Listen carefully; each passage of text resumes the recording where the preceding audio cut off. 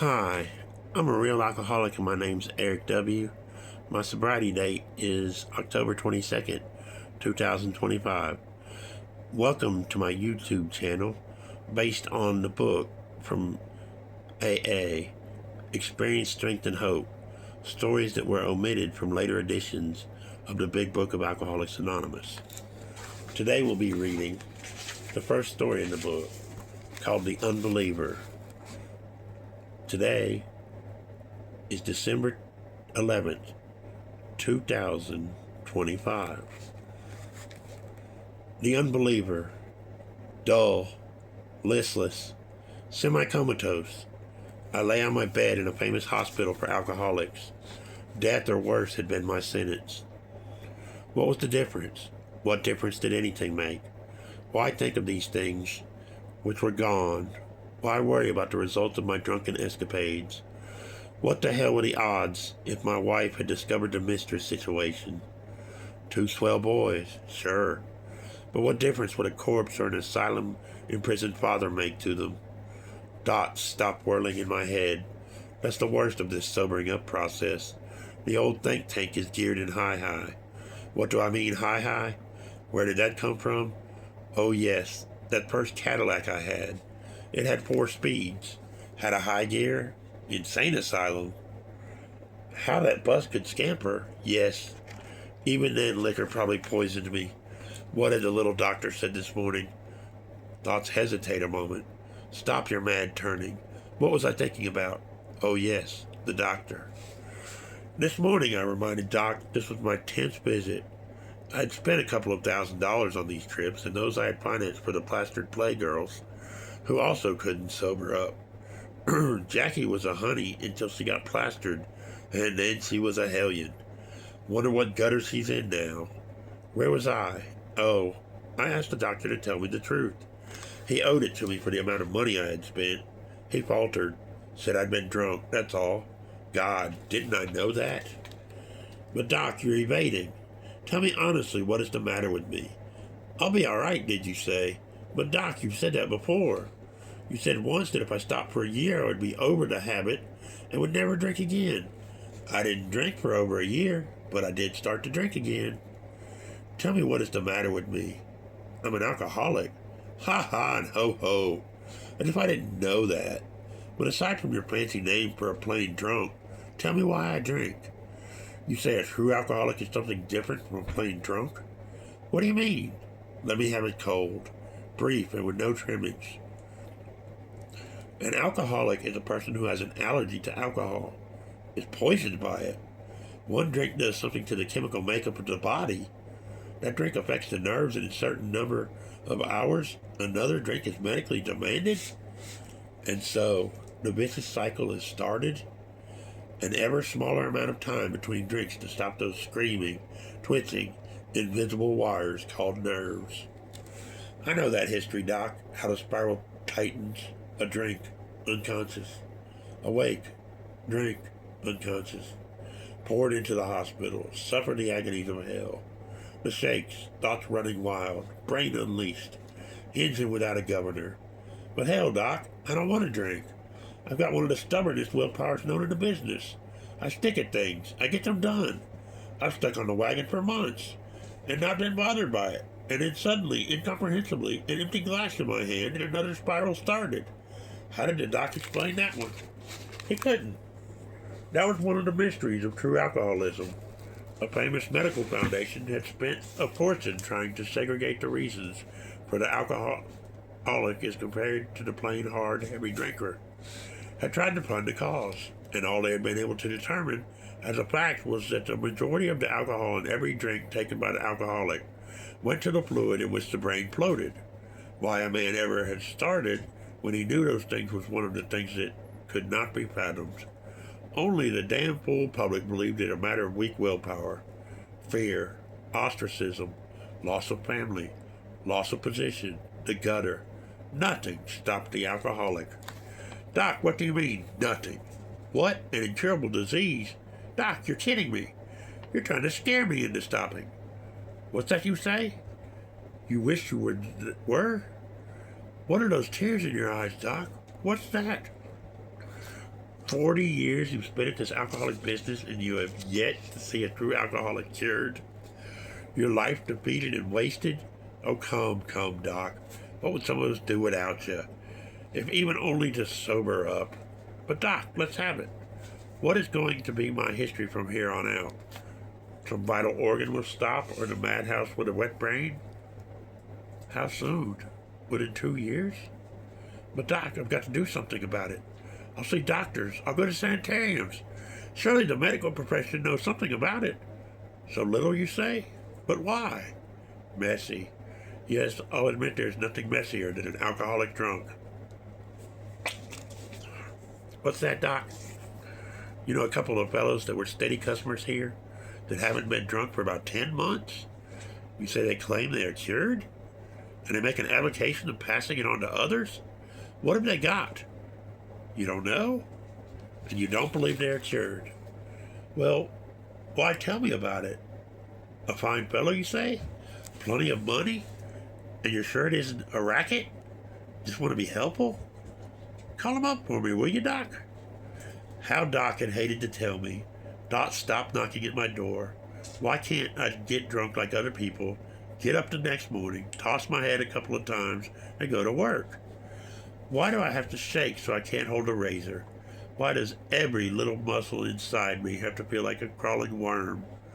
Why do even my vocal cords quiver so words are gibberish until I've had a big drink? Poison, of course. But how could anyone understand such a necessity for a drink, that it has to be loaded with pepper to keep it from bouncing? Can any mortal understand such a secret shame in having to drink as to make a person keep the bottles hidden all over the house? The morning drink. Shame and necessity. Weakness. Remorse. But what do the family know about it? Little Doc was right. They know nothing. They just say, be strong. Don't take that drink. Suffer it through. What the hell do they know about suffering?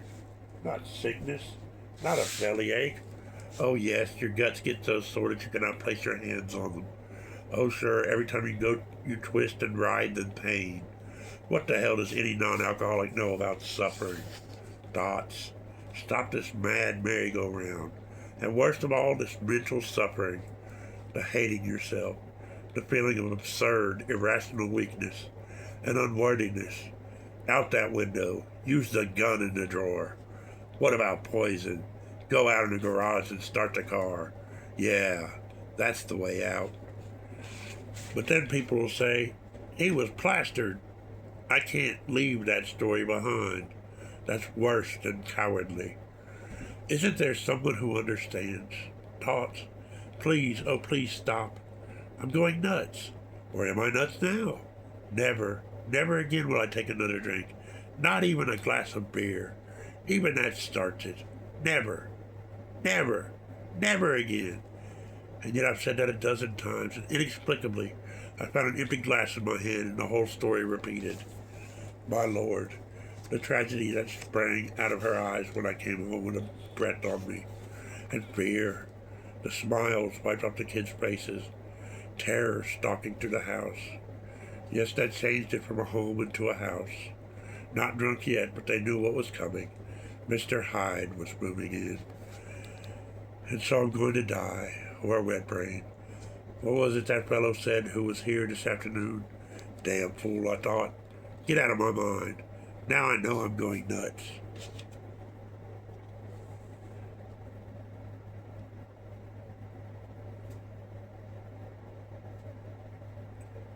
And science knows nothing about it. And psychiatrists? I spent plenty on them. Thoughts go away. No, I don't want to think about what that fellow said this afternoon. He's trying. Idealistic as hell. Nice fellow, too. Oh, why do I have to suffer with this revolving brain? Why can't I sleep? What was it he said? Oh, yes. Came in and told me about his terrific drunks, his trips up here, the same thing I'm going through. Yes, he's an alcoholic, all right. And then he told me he knew he was cured. Told me he was peaceful. I'll never know peace again. That he didn't carry constant fear around with him. Happy because he felt free. but it's screwy, he said to himself. But he did get my confidence when he started to tell me what he had gone through. It was so exactly like my case. He knows what this torture is. He raised my hopes so high, it looked as though he had something. I don't know. I guess I was so sold that I expected him to spring some kind of a pill, and I asked him desperately what it was. And he said, God. And I laughed. A ball bat across my face would have been no greater shock. I was so high with hope and expectation. How can a man be so heartless? He said that it sounded screwy, but it worked. At least it had worked with him. Said he was not a religionist. In fact, he didn't go to church much. My ears came up at that. His unconventionality attracted me. Said that some approaches to religion were screwy. Talked about how the simplest truth in the world had been often all balled up by complicating it. That attracted me. Get out of my mind. What a fine religious bird I'd be. Imagine the glee of the gang at me getting religion. Booey. Dots, please slow down. Why don't they give me something to go to sleep? Lie down in green pastures. The guy's nuts. Forget him. And so it's the madhouse for me. Glad mother is dead. She won't have to suffer that. If I'm going nuts, maybe it'd be better to be crazy than the way he is. At least the kids wouldn't have the insane father whisper to carry through life. Life's cruel. The puny-minded, curtain-hiding gossips. Didn't you know his father was committed for insanity? What a sly label that would be to hang on to those boys. Damn the gossiping, reputation-shredding busybodies who put their noses into other people's business. He'd laid in this same dump, suffered, gone through hell. Made up his mind to get well, studied alcoholism, Jung, Blank Medical Foundation, asylums, Hopkins. Many said incurable disease, impossible. Nearly all known cures had been through religion. Revolted him. Made a study of religion. The more he studied, the more it was bunk to him. Not understandable. Self-hypnotism. And then the thought hit him that people had it all twisted up. They were trying to pour everyone into molds, put a tag on them, tell them what they had to do and how they had to do it, for the salvation of their own souls. When as a matter of fact people were through worrying about their souls, they wanted action right here and now. A lot of tripe was usually built up around the simplest and most beautiful ideas in the world. And now how did he put the idea? Bunk. Bunk. Why in hell am I still thinking about this? In hell. That's good. I am in hell. He said, I came to the conclusion that there is something. I know not what it is, but it is bigger than I. If I will acknowledge it, if I will humble myself, if I will give in and bow in submission to that something, and then try to lead a life as fully in accord with my idea of good as possible, I will be in tune. And later the word good contracted in his mind to God. But mister, I can't see any guy with long white whiskers up there just waiting for me to make a plea. And what did he answer? Said I was trying to complicate it. Why didn't I insist on making it human? All I had to do was believe in some power greater than myself and knuckle down to it. And I said, maybe. But tell me, mister, why are you wasting your time up here? Don't hand me any bunk about being more blessed to give than to receive. Asked him what this thing cost, and he laughed. He said it wasn't a waste of time. In dumping it out, he had thought of something somebody had said. A person never knew a lesson until he tried to pass it on to someone else. And then he had found out every time he tried to pass this on, it became more vivid to him. So if he wanted to get hard-boiled about it, he owed me. I didn't know him. That's a new slant. The guy's crazy as a loon. Get away from him, brain. Picture me going around telling other people how to run their lives. If I could only go to sleep. That sedative doesn't seem to take hold. He could visualize the great fellowship of us, quietly passing this from alcoholic to alcoholic. Nothing organized, not ministers, not missionaries. What a story. Thought we'd have to do it to get well. Some kind of miracle had happened in his life. Common sense guy at that. His plan does fire the imagination. Told him it sounded like self-hypnotism to me, and he said, what of it? Didn't care if it was yogaism, self-hypnotism, or anything else. Poor of them were well. But it's so damn hypocritical. I get beat every other way, and then I turn around and lay it in God's lap? Damned if I ever would turn to God. What a low-down, cowardly, despicable trick that would be. Don't believe in God anyway. Just a lot of hooey to keep the masses in subjugation. World's worst inquisitions have been practiced in his name. And he said, do I have to turn into an inquisitionist? If I don't knuckle down, I die? Why the low-down missionary? What a bastardly screw to put on a person. A witch burner. That's what he is. The hell with him and all this damn theories. Witch burner. Sleep. Please come to my door. That last was the 885th sheep over the fence. Guess I'll put in some black ones. Sheep, shepherds, wise men. What was that story? Hell, there I go back on that same line. Told him I couldn't understand and I couldn't believe anything I couldn't understand. He said he supposed then that I didn't use electricity. No one actually understood where it came from or what it was. Nuts to him. He's got too many answers. What did he think the nub of the whole thing was? Subjugate self to some power above? Ask for help? Meet it? Try to pass it on? Asked him what he was going to name this. Said it would be fatal to give it any kind of a tag, to have any sort of formality. I'm going nuts. Tried to get him into an argument about miracles, about immaculate conception, about stars leading 3 wise men, Jonah and the whale. He wanted to know what difference those things made. He didn't even bother his head about them. If he did, it would get tight again. So I asked him what he thought about the Bible. Said he read it and used those things he understood. He didn't take the Bible literally as an instruction book, for there was no nonsense you could not make out of it in that way. Thought I had him when I asked him about the past sins I had committed. Guess I've done everything in the book. I supposed I would have to adopt the attitude that all was forgiven.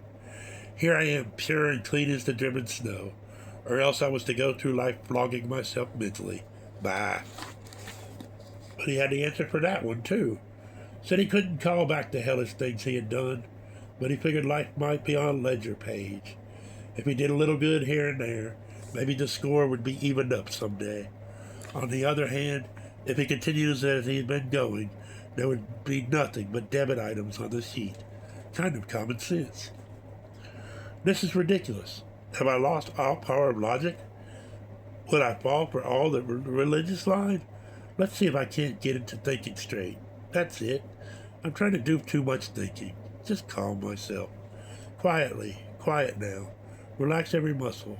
Start at the toes and move up. Insane. Wet brain. Those boys. What a mess my life is. Mistress. How I hate her. I know what's the matter.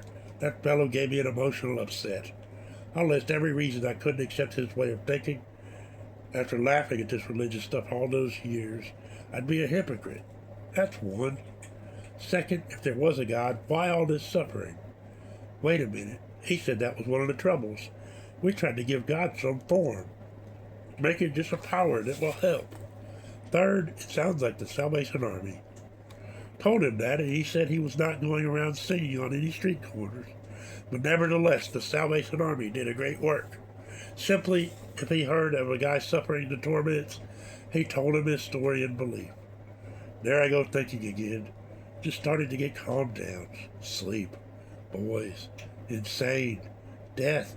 Mistress. Life all messed up. Business. Now listen. Take hold. What am I going to do? Never. That's final and in caps. Never. That's net. No discount. Never. Never. And my mind is made up. Never am I going to be such a cowardly, low-down dog as to acknowledge God. The two-faced, gossiping Babbitts can go around with their sanctimonious mouthings, their miserable worshiping, their Bible quotations, their holier-than-thou attitudes, their nicey-nice Sunday worshiping, Monday robbing actions, but never will they find me acknowledging God. Let me laugh. I'd like to shriek with insane glee. My mind's made up. Insane. There it is again. Brr. This floor is cold on my knees. Why are there tears running like a river down my cheeks? God, have mercy on my soul.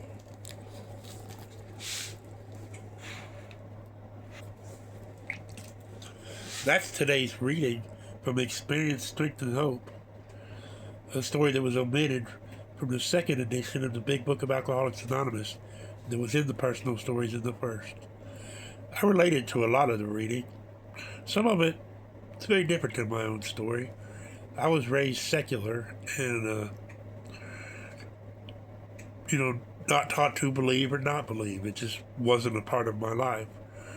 And when I read the Big Book of Alcoholics Anonymous, somehow, whatever the power behind it, which I believe it is divinely inspired, spoke to me in a way that seemed so personal, so real. It was an experience of, I lack the words to be able to describe it, so it was very different in that respect, but I can certainly understand some of his confusion about religionists themselves. Bill speaks of that in the book, of, things he saw in church people, but having the AA talk to him about going and just don't try to define or explain the power. Just admit that there's a power out there and believe in it, and it will help you.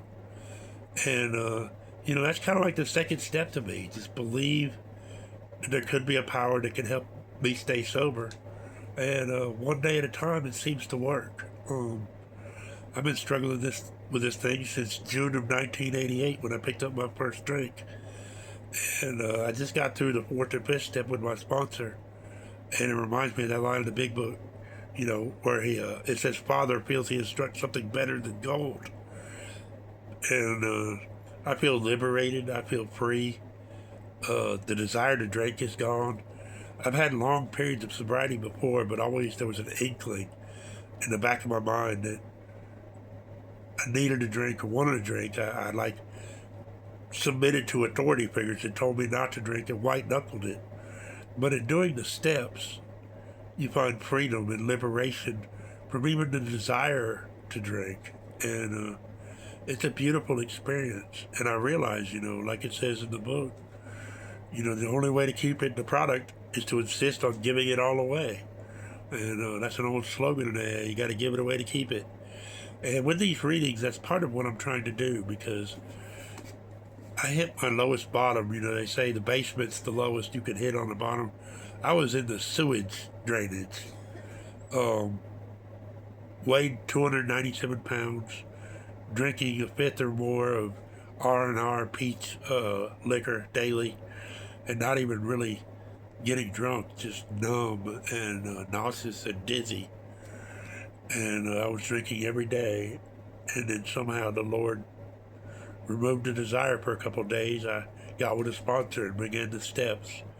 And here I am 51 days later, freed from the desire to drink, not white-knuckling it, enjoying meetings and fellowshipping and getting to know other men in the program, and going to see my sponsor Sunday to work on steps 6 and 7. I'm a little fearful about some of the amends I'm going to have to make eventually, but we'll get to that when that day arrives. I can really relate to this story, the horrible things I've done, that the mistresses, mistreating people, lost jobs, all sorts of things this guy seemed to have trouble with too, which are pretty common to all alcoholics. But there's a lot of jobs I don't want to face. I didn't show up, got drunk instead, or was drunk at work, different things like that, cheated on girlfriends, things there's no excuse for. And so one day at a time, I'm just hoping to heal and get better. Don't pick up the first drink, because that's the one that sets the vicious cycle in motion. Because for me, a real alcoholic, one drink is one too many, but 10,000 can never be enough, and that's a true fact in my life. Thank you for viewing this and listening to the reading. I'll make another one tomorrow or as soon as possible. God bless, one day at a time.